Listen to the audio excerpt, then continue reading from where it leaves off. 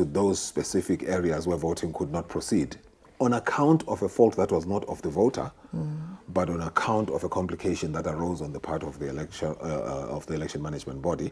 That is quite commendable, because you do not want to disenfranchise anyone by denying them an extension. Secondly, you do not want to deal a fatal blow to the credibility of an electoral process by just saying, I want to stick to a particular a long-established procedure. So this is where you really want to see the executive, the president in this case, coming in and saying, you know what, the most important thing, our reason for calling ourselves a democracy is because everyone who is eligible to vote should vote. And I think that's what it does. Yeah, and Mr. Ndlovu, we're seeing a lot of traffic, a lot of talk here and there on social media. Yes. What can you say is the impact or the downside of social media during this period? Okay, so generally, social media is like money. Social media is like power. Social media is like knowledge. You know, you can use it for good, you can use it for bad, you can use it to fight. It's like a two-edged sword. You can use it to fight, you can use it to defend yourself.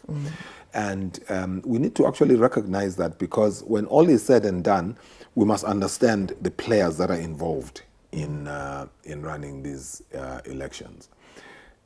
Political parties do not run elections. Political parties contest elections.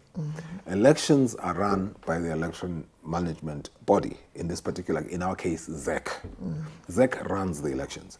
So all this talk about who can rig or not rig the elections, who can influence or not influence the elections, it's something that even if they wanted to, it doesn't matter if it's Triple C or it's ZANU-PF, the elections are run by ZEC. And I like it when the chair of ZEC says only an earthquake can stop these elections once the proclamation has happened. So once we understand that, let's look at the other players. So ZEC runs the elections. Political parties only contest the elections. That's all they can do, contest the elections. Observers only observe. Monitors monitor. The media report. But what social media does, coming directly to your question, it gives most of us the illusion that we are now reporters. So because now we're under the illusion that we're now reporters, we believe just because I can do a podcast by buying two microphones and putting them, even one microphone, and putting it on my table, and then use my phone to do a podcast, I believe now I've got my own channel. That's fine as amateur. That's a valid amateur radio station, it's a valid amateur YouTube channel. That's fine, that's okay. But professionally and officially, only ZEC announces results. And that is something that is very important. What social media does, not only does social media allow anyone to say anything about the environment, it also allows anyone to say anything about the results. And that comes into conflict with our ability to run this kind of environment well, I mean, as a country. So it's important that people understand that my Twitter handle, or my X handle, my Facebook page, my TikTok account, my Instagram, that's mine. It has not been subcontracted by ZEC to speak on behalf of ZEC. So let us not give ourselves authority that we actually do not have. Well, now coming down to the results that we've received so far, we've seen certain swings here and there in some places where ZANU-PF strongholds taken by opposition, and opposition strongholds taken by ZANU-PF, for example, the Mbare constituency. What can you say about that? What happens with an incumbent political party and an opposition political party? The incumbent political party has the advantage of being in power and therefore being able to do things that have high visibility. But guess what? The incumbent political party also run the risk, the exposure of being high up there, visible to everyone, microscopically, telescopically, periscopically, people watching and seeing what it is that's not going right. So either way, that visibility the good things can be played down by whoever wants to play them down. The mistake can be amplified by whoever wants to amplify them. So that's what happens with the ruling party. And on the other side, the opposition party has a very straightforward role to oppose. So when you see an environment where the opposition party has lost, it seems to suggest that definitely, if this has been an opposition stronghold, something has been gotten right by the ruling party.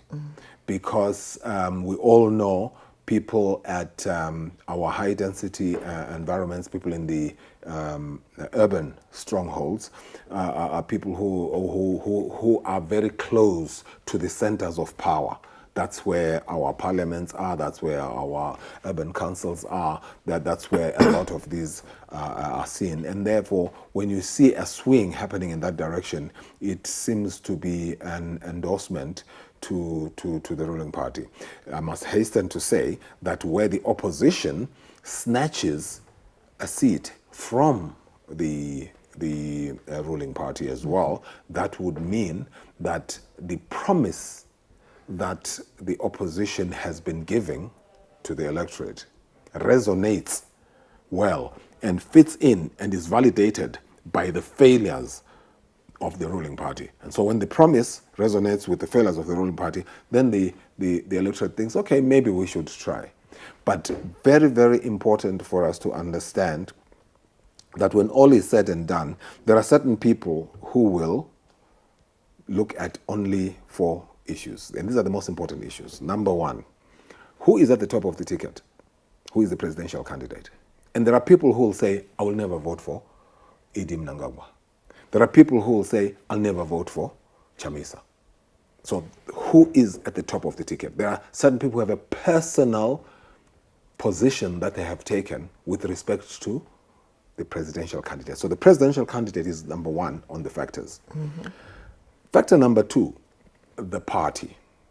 Which party represents the choice that I'm about to make?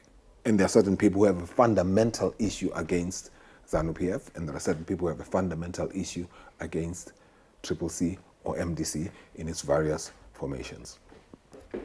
Number 3, the actual candidate, whether it's the council candidate or it's the National Assembly candidate. Who is this person? Let's say if I was running, who is this Zweliban Zindlovu? What's his claim to fame? What can he bring? Okay, we can see he's coming under this presidential candidate, he's coming under this party, but who is he? That's the 3rd factor along the way. But interesting enough, the last factor is a very interesting one. That's the issues. The issues. So we've got the president, we've got the party, we've got the specific candidate, and then we've got the issues.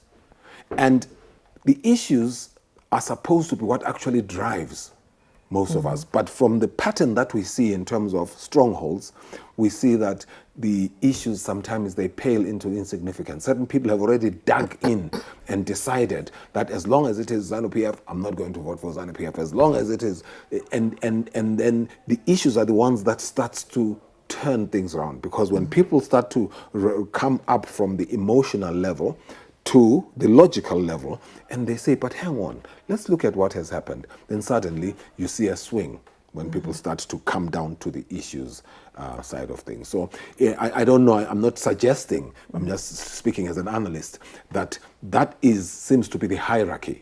Maybe someone would argue, maybe we should invert that hierarchy. Maybe we should be saying, what are the issues first? And then we come down and say, who is this guy? And then we say, what party is he coming on? And then we say, who is this person? I don't know. Either way, those 4 issues are very important to look at. Okay, we saw the opposition failing to field candidates in certain wards, and just earlier on in the station we were having ZEC announcing those unopposed wards.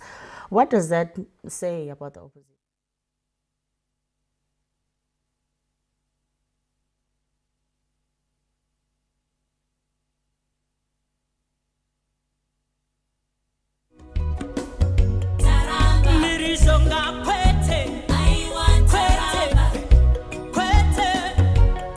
"2023 Zimbabwe decides.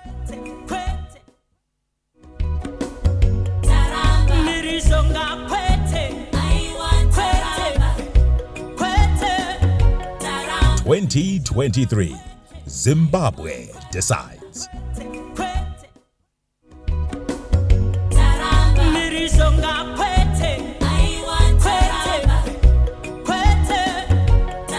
"2023, Zimbabwe decides." Thank you so much for staying tuned and joining us here on the General Election Update right here on ZBC News, the real African voice, aptly joined by Lucy Ngosolo for the updates that we'll be giving during the course of the electoral period. tichiri kuramba tichikuunzirai muri yezimbabwe zviri kuitika pamusoro pesarudzo dziri kuitwa muno munyika yezimbabwe 2023 general elections silokesili pakulelake loko okwenzakalayo katumwetera farai ikwalino atumvwe ikuti zili kuenda byeni. Yeah, most definitely. And now we're going to be crossing, or linking up rather, to hear a few of the results that have come in from Bikita. Let's have a listen.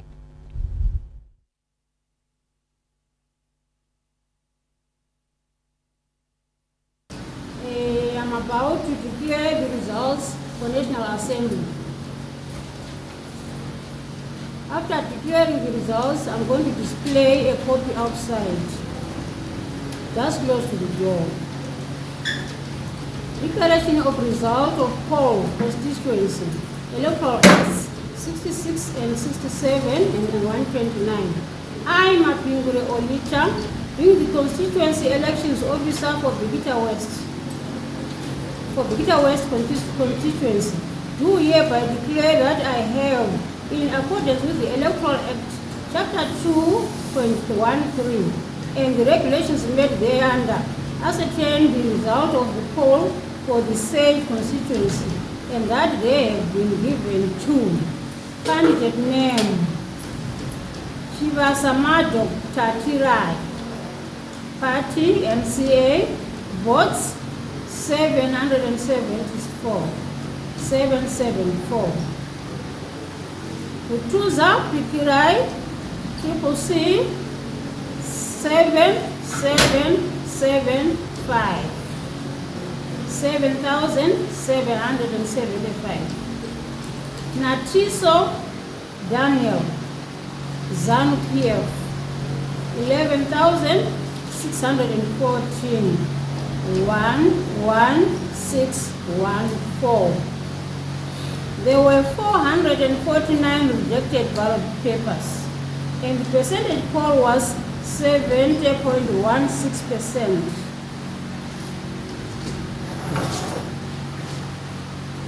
These are the results for National Assembly in Bikita West.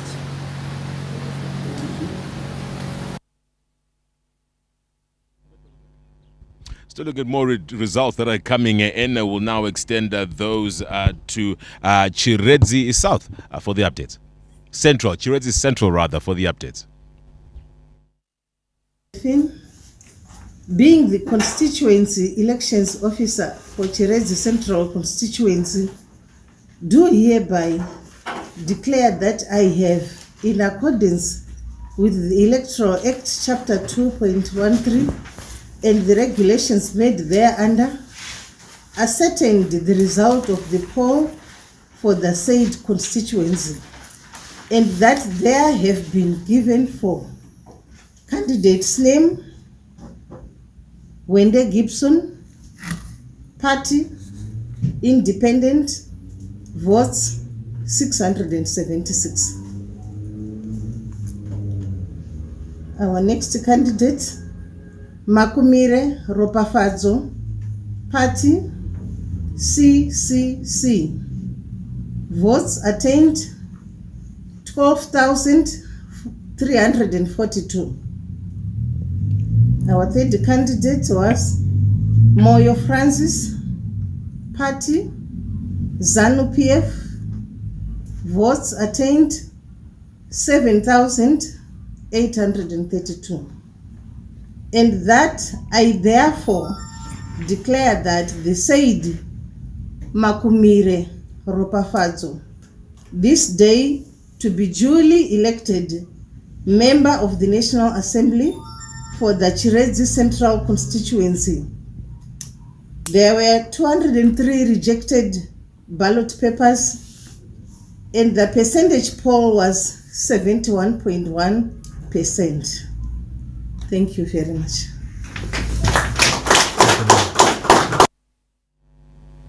Sibonge-ke sisuka khona ngale siyothi-ke okwamanje siqhubekele phambili sifike ngase-Chiredzi West sizwe ukuthi kwenzakalani. Gentlemen, we are gathered here to officially announce the National Assembly results for Chiredzi West constituency. I, Victor Shada, being the constituency elections officer for Chiredzi West constituency, do hereby declare that I have, in accordance with the Electoral Act, Chapter 2.13, and the regulations made thereunder, ascertained the result of the poll for the said constituents, and that they have been given to Darlington Chiwa of ZANU-PF with 15,054 votes, and Machigere Namoenesu of the Triple C with 6,554 votes, and that I therefore declare the said Darlington Chiwa of ZANU-PF Party this day to be duly elected member of the National Assembly for Chiredzi West constituency. There were 388 rejected ballot papers, and the percentage poll was at 74.6%. Thank you very much. Mbokubede ikwalino amutedi twinkile kunembothu ye okya ku St Mary's tumvuke akulako ikuthi kwimvuke byeni. Declaration of results of full Constituency Electoral Act. I, Herbert Shirowadza, being the Constituency Elections Officer for St. Mary's constituency, do hereby declare that I have, in accordance with the Electoral Act, Chapter 213, and the regulations made thereunder, ascertain the result of the poll for the said constituency, and that they have been given to Chinjika Nobet, ZANU-PF, 7,728. Musari Freddy Michael, Triple C, 5,519. Majindu Brighton, Triple C, 11,094, and that I therefore declare the said Majindu Brighton this day duly elected member of the National Assembly for the St. Mary's constituency. There were 352 rejected ballot papers, and the percentage poll was 72.1%. Thank you.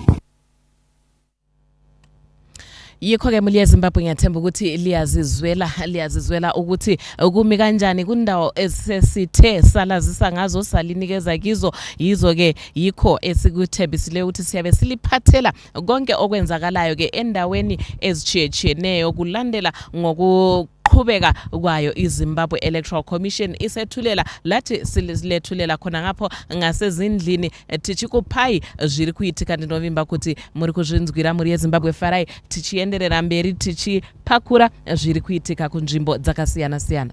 Indeed, the 2023 general election is in full swing. Results are coming in from various polling stations in and around the country. We will ensure to keep you updated as the results do come up. Please be reminded that official results will only be issued out by the Zimbabwe Electoral Commission, and it is upon their issuance of the results that we can then be able to take those figures and collate them going forward from there. But in regards to collation of figures currently taking place, we're looking forward to also hearing from our Montrose studio as they give us more updates on the general elections taking place in and around the country. Let's cross over now to Montrose. Ngiyabonga kakhulu Farayilo Lucy. Siqhubekela phambili sinikeza ke kabanzi ngokwenzakalayo ngemva kokuqhutshwa kokhetho. Silokhu sithola ke impumela yokhetho, siqeda ukuzwa ke impumela ephume eBikita West, eChiredzi Central kanye leChiredzi West kunye leSt Mary's. Siqhubekela phambili ke bengilo umnumzana Ndlovu besilokhu sisaxoxa. Mr. Ndlovu, we were talking about the issue of the opposition failing to field candidates in some wards, and you were still talking. And yes, I was saying that it is unfortunate that that is actually something that disenfranchises the electorate. Because when a choice that I would have made it disappears from the ballot, it's essentially what it is. And so I was alluding to what we had come to hear media at large referring to as the strategic ambiguity, as a strategy that says do not reveal anything, keep everything close to your chest until the final moment. And unfortunately, in this particular case, actually nothing came out of it. Eventually, it was a surrender of seats to the opposition, to the ruling party.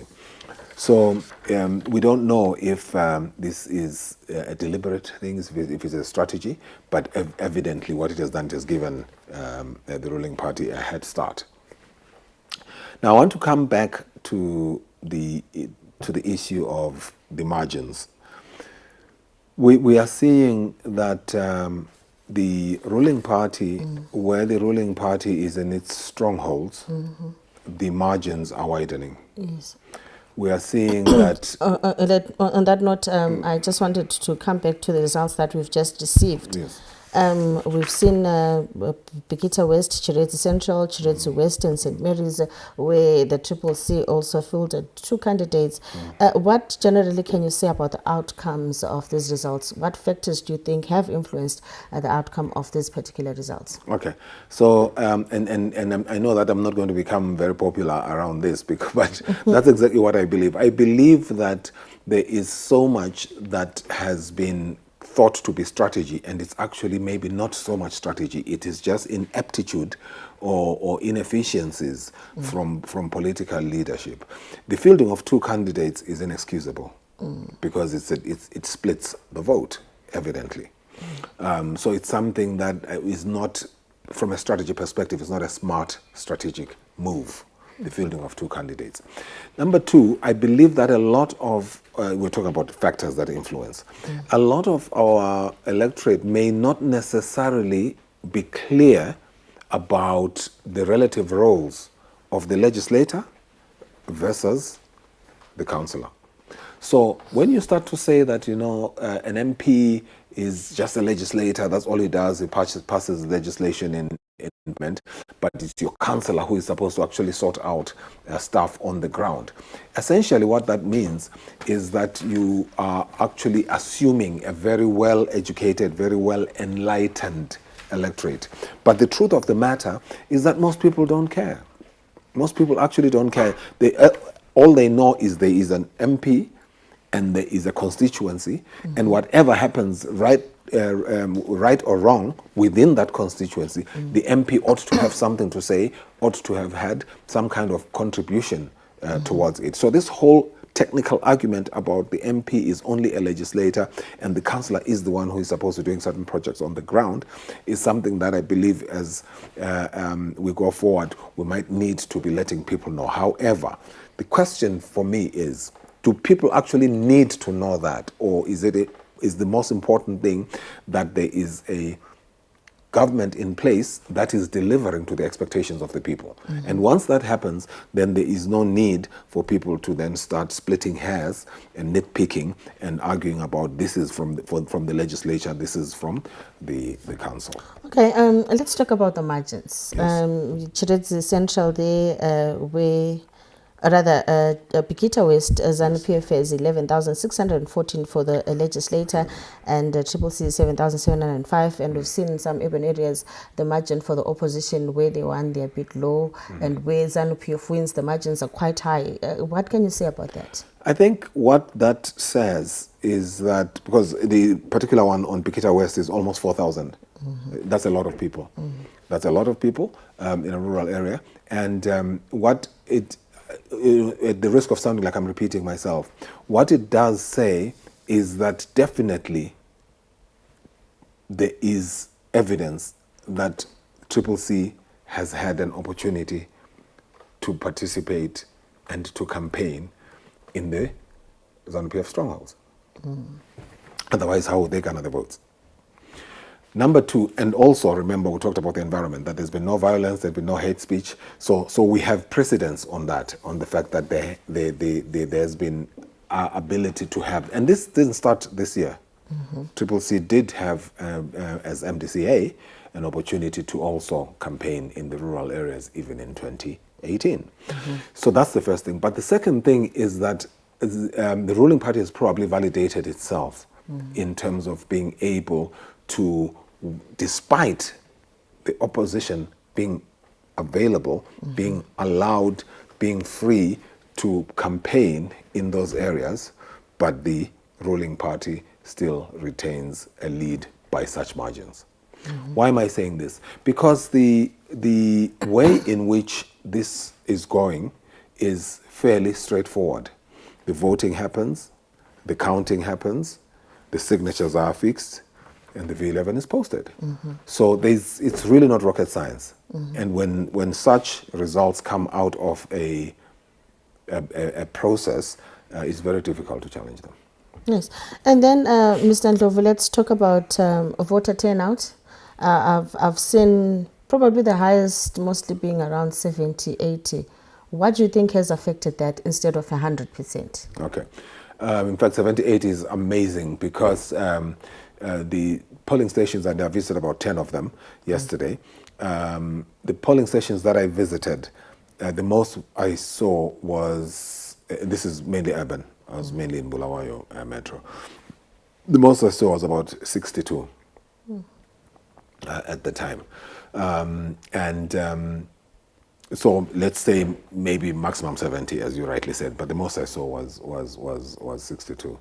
And it is clear that people are looking at the issues, and they're wondering if in the urban areas a lot is going to change. Look, without politicking, I can plug into what I had said just previously, that the councillor has a specific responsibility, the MP has a specific responsibility. If we look at some of what is happening in the urban centers, and this has been the subject of much political debate, without taking any specific side, but by just throwing it out there. There are issues to do with water, there are issues to do with communications, there are issues to do with energy, there are issues to do with transport, there are issues to do with sewer collection. Now, power, for example, is not necessarily a city council issue. That's straightforward, that's ZESA. And that did threaten us to a very long time as Zimbabweans, and not so long ago it started to improve, to the extent that right now arguably we probably have a better power situation than even in South Africa in terms of power cuts. But there are issues like sewage, there are issues like water, there's issues like refuse collection, clean water sewage, refuse collection rates, and so on and so forth. And the law turnout could be a very clear statement of the disappointment of people in a platform or a structure that they felt had everything to deliver and then did not, because the councils have been in the hands of the opposition, and that would have been a very good opportunity to demonstrate that, look, you've trusted us with just sewage, clean water, urban roads, refuse collection. You've trusted us with this little bit. Look at how well we have managed it, you know, and because remember, to whom much is given, much is expected. So if you've only been given just the council level, then excel in that, and then maybe you can be trusted with the country, the whole country. So it may well be one of those scenarios where one could argue certain people have shot themselves in the foot by not excelling so way beyond. You know, they always say that if you feel that the referee is against you, someone always says it in boxing, if you feel that the referee is against you, the only way you can win in a boxing match is a knockout. Because when that guy is lying down there and the count of 10 is over, no one can dispute that. And I believe that the opposition has had an opportunity to deliver a knockout, but we still have sewage issues, we still have refuse collection issues, we still have urban road issues, we still have raid issues, we still have clean water issues, and I think that's a bit unfortunate. Now, as we await probably the final announcement of results and the collation of results, what can you say to the nation of Zimbabwe? Okay. What I can say is that politicians come and politicians go. Political parties come and political parties go. But we are here as the electorate, and we will always be here. So we need to conduct ourselves with strategic longevity, clarity, so that people actually realize that we are doing this not only for ourselves, but for generations to come. And that's not to say that you need to think about your own biological children, but you need to also understand that you've got to do this for generations to come. And those generations may not necessarily be your own children, but people should look back and say the generation that came before us left us a legacy that we can actually take forward. Thank you so much, Mr. Ndlovu, for coming in. Thank you so much for giving us such information and knowledge. And there you have it. That was Mr. Zwelibanzi Ndlovu. He has given us quite a bit of knowledge as to what we are looking at. And well, for now, I will be taking you back to the team in Harare for more updates. For Ryan Lucy, it's back to you.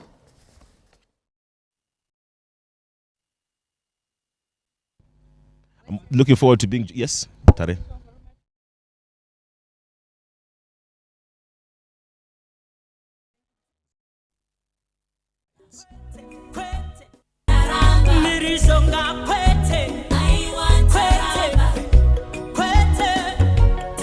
"2023, Zimbabwe decides." Welcome back to the election update of the general elections for 2023, giving you all the updates in various provinces in and around the country from all the polling stations making their way to the command center here at the Harare International Conference Center. We'll be giving you all the updates courtesy of ZBC News, the real African voice. Now, appreciating, of course, that we do have international and local observer missions to be able to appreciate the developments that have taken place thus far. We're currently joined in studio by the head of a local observer mission of the civil society and the churches joint forum, Madame Abigail Mpambi. Thank you so much for joining us on this lovely day. Thank you so much for having me. All right. Yesterday we had the Chief Electoral Officer, Witlile Slaikwana, making the public announcement on the delays that had taken place in and around, most notably, Harare and Bulawayo.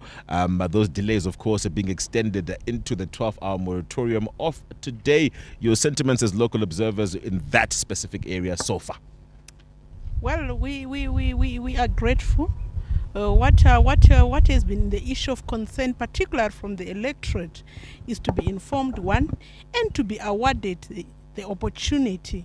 It has to be 12 hours. It has to be 12 hours. And of course, the issue of extending the voting period up to today, we understand that there are several wards who opened This morning in Manicaland, we confirmed that we have several wards that right now are going through, of course, the decide time.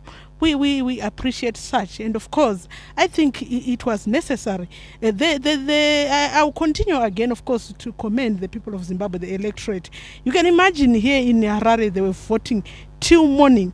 We were having actually people casting their vote actually without complaints, continuously queuing, and of course, I think it's commendable. Right. The Zimbabwe Electoral Commission also extending further to be able to ensure that it does meet the prerequisite 5-day period for the announcement of the presidential results. With regards to your local coverage so far, what have been your findings? Today, people have been they're in this excitement. We have seen that actually in terms of the law, we saw all polling stations soon after counting and verification. We had results posted outside. We had our observers confirming people coming on board, viewing results in the morning, while others were still counting, and of course others casting. We didn't see a distortion. People are really informed on what they are supposed to be doing, and of course they are still, of course, expecting results. Some, of course, at ward level and constituency level results are coming in. You know, people are tempted sometimes to calculate. Yes, this is an educated nation, but of course people remain guided that the Zimbabwe Electoral Commission is the only body that has got a mandate particularly to announce results. And of course we had a distortion yesterday at Kuwadzana 2. I'll say this, the distortion actually came across, our observers were there. We had an opposition candidate, Nelson Chamisa, announcing himself a winner. Is so disturbing. At the moment we saw the ZANU-PF candidate, MP candidate, Mr. Taurai Mauka, actually reacting to that, and indeed the reaction of politicians right at the polling station is a disturbance. And of course, with all these social media issues, we don't expect that. There is a code of conduct that we need to respect. Going forward, we need, of course, to respect that there are still other people. Even as we declare ourselves winners, this one, there are other people are still to decide. There is the law that is, of course, to guide us. So that was a major disturbance. But all the same, people were not distracted. People are still actually casting their votes in some wards, right, which had remained behind. Yeah, sure. And then also, as was highlighted by Assistant Commissioner Paul Nyati, with regards to individuals who were arrested during the course of the day in light of issues of misinformation and also prejudicing the electoral process. Some of these steps also contribute towards the marring of the elections to some degree. But as local observers, what is your perception of that particular development? Well, it's unfortunate. Just as I am here, I'm coming from the Central Police Station. I was actually trying to have access to have an understanding with the CID officer in charge, law and order, and of course I've been referred further. I picked the information that it is indeed true, and the lawyers are there to do you know, when you're now under arrest, you have limited rights. Some of the rights just to call your lawyer, your relative, and of course to appear before the court within 48 hours. Right. And we hope that as they appear, the public will even understand more, even as they prepare their defense. But it's quite unfortunate, particularly for observer missions. We expect ourselves to be just the eyes of the people, and to be found wanting. It's unfortunate. We just hope that the law will continue probably to guide the processes going forward. Right. Now, talking about the guidance of a process, the Zimbabwe Republic Police, also through the Senior Assistant Commissioner Paul Nyati, highlighted issues around misinformation, information going around of a man who had passed away in Warren Park being refuted. How then do we address some of those kinds of scenarios, especially as we're trying to be able to ensure that adequate and clear information is disseminated through the populace? It is very, very unfortunate that as the civic society in particular, we are the people who culminate into into these observer missions, there is a hijack to some extent of our own narratives, of our own mandates to some extent. I just don't know if it is about the love of money. I don't know what this demon is all about, but it is indeed a demon. We don't expect such. The people of Zimbabwe, they've entrusted us through the Electoral Act and gave us the mandate to see on their behalf, to report on their behalf, not to mislead them. I don't think it's proper, but as I said, I just hope as they prepare their defense, personally, my heart will bleed if they are found guilty. Right. Because I don't expect that. Right. Really, I don't expect such. Right. If you just joined us, we are joined in studio by the head of the Local Observer Mission, Madam Abigail Mpambi, who is from the Civic Society and the Churches Joint Forum, part of the Local Observer Missions within the country, also playing their part in extending the democratic inclinations of the Republic of Zimbabwe to ensure that we do meet the prerequisite requirements of our electoral process. And with regards to the prerequisite requirements, the voting process being a prerequisite to the tallying that will be taking place, results are coming out. The expectations are rather high to be able to have results come out, but at the same time, what can we expect going forward as the results will be coming in from the Zimbabwe Electoral Commission? I'm sure we've done our part as a citizenry. Let's accept that. We have been waiting.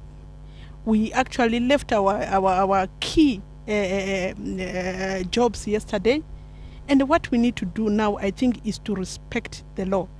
Let us remain calm. Let us be confident that as we cast our vote, we entrusted presiding officer, polling officer. We had all the field open even for polling agents of all political parties, even a civic society. The invite was open for everyone. All those eyes, they've been playing a part on our behalf. We just need to respect the process. Surely if you are confident that you manage to cast your vote, why would you distort the process and the outcome? We just need only 5 days. After all, we are receiving other results right now, or local authorities and the constituencies, they are coming in. What will be the incitement and the excitement? We need to remain calm. Let's respect the process, and of course, let's trust the outcome. Let us actually respect the law. It is our law. Right. It is for our own good as a country. Right. Now, also acknowledging that as a local observer, the role that you do play is in coverage of the elections to be able to ensure that certain measures have been met. But more importantly, I think the announcement of the presidential candidate is where a lot of people within the nation are looking forward to the results then being brought forward. 5 days from yesterday, the Zimbabwe Electoral Commission says that it will be able to announce. From the best of your understanding and observation so far, does that seem to be the direction that we're going in? Indeed, we are going in that direction. I can tell you that this morning most of the results, they were heading to command centers this morning, and I'm sure a few words remaining behind. I don't think it's a big task for the Electoral Commission. And anyway, the ZEC has no choice. They are mandated by the law, and we can only complain if they are operating outside the parameters of the law. But let us not help them to fail. Right. Let us allow them to do their job. We have done our part. We have played our role. Let us allow them to do their part. And of course, we will be giving out a detailed report after all this is done and finished. That's it. We definitely do look forward to that detailed report, and also appreciate your contributions during the course of our discussions. Thank you. We're joined here at the upper deck at the Harare International Conference Center, the command center rather, for the Zimbabwe Electoral Commission, by a civic society and the churches, a joint forum, head of a local observer mission, Madam Abigail Mpambi. Now, of course, we will be making sure that we do keep you updated with our various reporters in and around the country, giving you the updates of the results that would be coming in from the headquarters here at the command center rather, at the Harare International Conference Center from the Zimbabwe Electoral Commission. We'll give you more updates as we progress. That's it for now.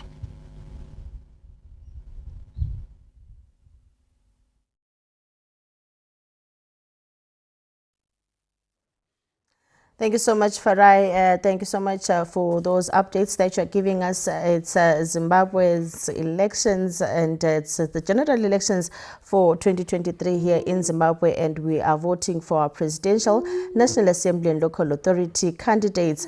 And as we are moving on, results are being collated in different areas, and of course we've received some results already. And I was talking to Mr. Zwelibanzi Ndlovu earlier on, and I still have him in the studio, and we will continue discussing more on the election period. Mr. Ndlovu, I just wanted to talk a bit about women participation in this particular election. There is a decrease from the previous election. What can you say about that? Okay, when you say women participation, you mean women candidates? Candidates, okay. yes. Because in terms of voters, yes, it looks like that's all okay. Yeah. And but it looks like the men also are coming up. I do not think that the decrease really should worry anyone. As far as I'm concerned, I think. Every democracy goes through phases. The first phase is affirmative action, where you say disadvantaged groups, whether it's women, whether it's whatever kinds of minorities, have to be propped up. And the propping up is so that we level the playing ground. As the saying goes, you know, I'm from a poor background is only valid until you are 30 years old. Beyond that, forget about your background, you've got to style up. So same thing as well. At a certain point, affirmative action has to give way to simple meritocracy, simple the best person for the job, you know. And probably what we're seeing in terms of that decrease is the fact that we are, it's now more being driven by who is the best. Let's put our best foot forward. And that will be supported because there is a woman's quota anyway. So to then want to do affirmative action on this, on the free play area, and still do a protected quota, would be overkill. So I would not be bothered by that, because as a country we have protected that quota by making sure that there is a women's quota. So that should take care of the women's side. On this other side, let every man and woman compete on equal basis. There's no men's quota. There's no men's quota that says here we compete on level ground. Here there's a men's quota. There's a women's quota. No, there's the open play. Then there is the women's quota protected. So I think that's good enough. You generally feel the playing ground is level. I believe that the playing ground has always been such that it allows for women to participate. It might look like it's an uphill, but it's always been leveled by the fact that people have always said we must have a woman, we must have this. So there's enough noise about affirmative action in support of women. And coming back to this particular election, what can you say? What is the criteria of a free and fair election? Okay, so I think to start with, the overriding criterion is that everyone who is eligible to vote must vote. That's on the side of the voter. So no disenfranchising of anyone who is eligible to vote. What does that mean? That means that they should be able to register. That means that the playing field or the obstacles to registering should be removed so that it's easy. You know, we should not have someone saying, I don't have an ID card, I don't have a birth certificate, I therefore cannot register to vote. So the free and fair is not only on the day of voting, it's not only during the time of campaigning, it's all the way from registration. I would argue that at a certain level, maybe it's too free and too fair. I would argue contentiously that maybe people should be forced to register. Okay. And then they can exercise their right to vote or not to vote. But registration, I would argue, register to vote. Because what's this whole, why are we tolerant of people who are busy saying that they don't like the way this is happening there, and they're not even participating? So it's important that we recognize that. So that's number one. That's on the voter side. On the political contestants side, that people should be allowed. We're still talking about the free and fair. People should be allowed to participate, to hold their different rallies, to hold their different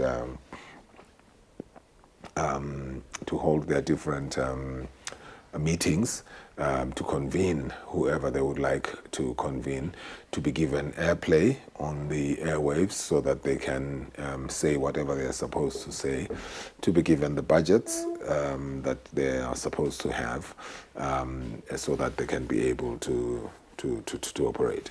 So that is on the side of the contestants. Then on the side of, as I said, the third party, the observers, the journalists, and the monitors, that they also are allowed to come in and have a look at what is happening and to speak without fear. So, talking about observers, we have local observers and we have foreign observers.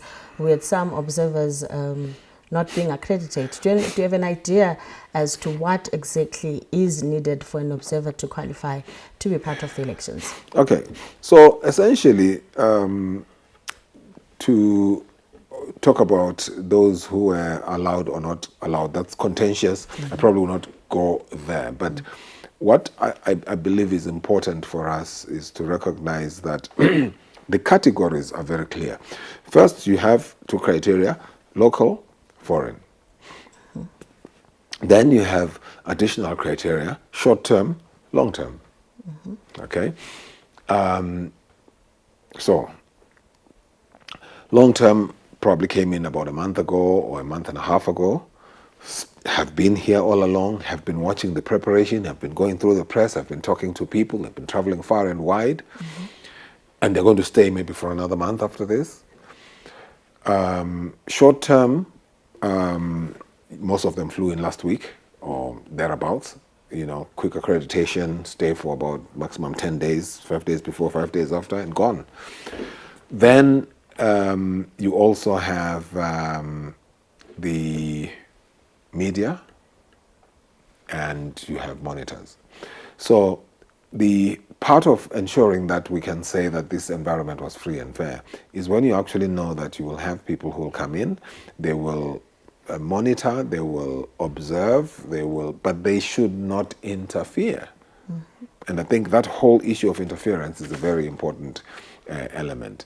Why is it important? Because, as a country, as a democracy, we come under so much flack. But the truth of the matter is that Zimbabwe has held elections since 1980.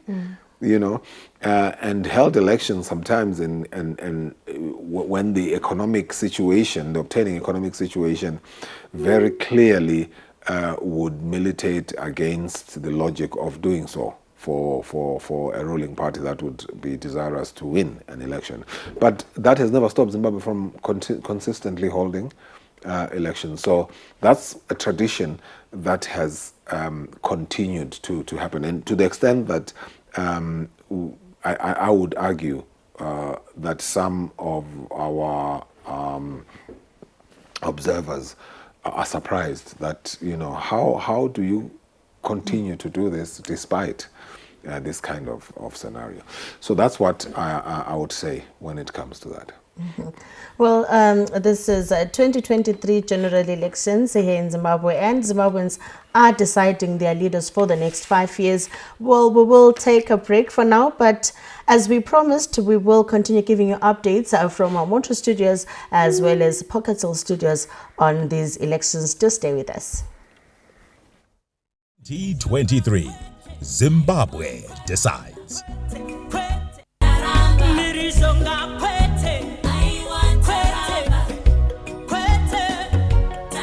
2023 2023, Zimbabwe decides.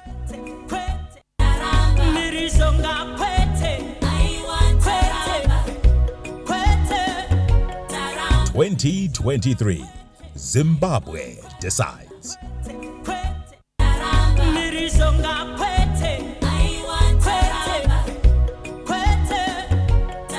2023, Zimbabwe decides.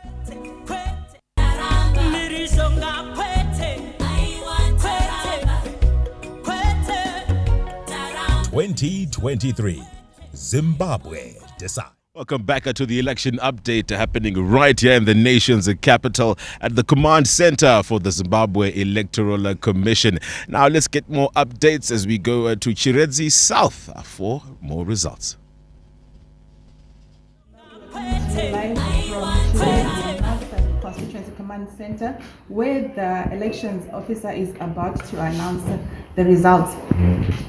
Constituency elections officer for Chiredzi North constituency do hereby declare that I have, in accordance with the Electoral Act, Chapter 2.13, and the regulations made thereafter, ascertained the result of the poll in the said constituency, and they have been given to these are the party candidates that were given the results.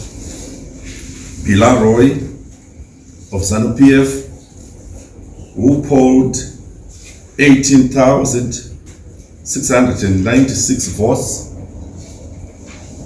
Chamisa Fungai of Triple C,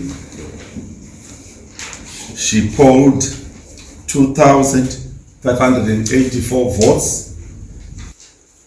And that I therefore declare the said Pilar Roy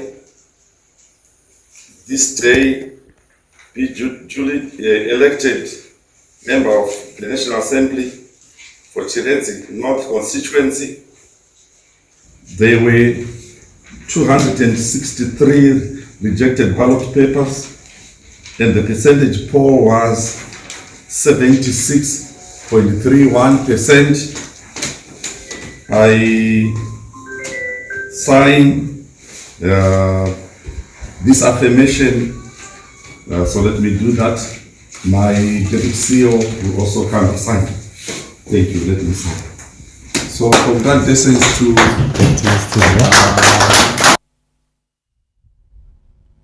Those results are coming in from Chiredzi and North, and we will ensure that we do give you more updates during the course of our electoral programming happening right here in the nation's capital, where, of course, the Zimbabwe Electoral Commission from the command center would be giving you the official and final results of the electoral polls as they take place. Of course, acknowledging that we'll be giving you updates from various reporters in and around the country at the various polling stations, which are still currently extending their 12-hour moratorium period for the electorate to be able to cast their vote for candidates within a local authority, national legislature, and presidential candidates. We'll take a small break, of course, and then we'll continue to ensure that we do give you more updates right here on ZBC News, the real African voice.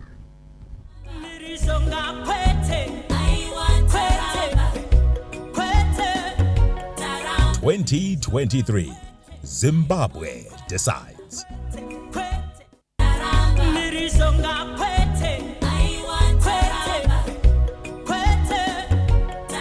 2023, Zimbabwe decides.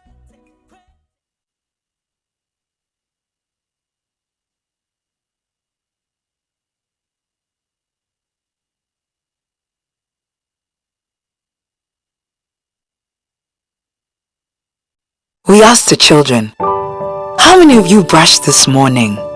And this little boy, his hand didn't go up. And I said, well, why didn't you brush this morning? He said, my brother was using the toothbrush. If I'd waited for him, I would have been late for school. I'm sorry, I get a bit emotional when it comes to that. To be able to change a child's life, to be able to bring back that confidence about their smile, for me, is phenomenal.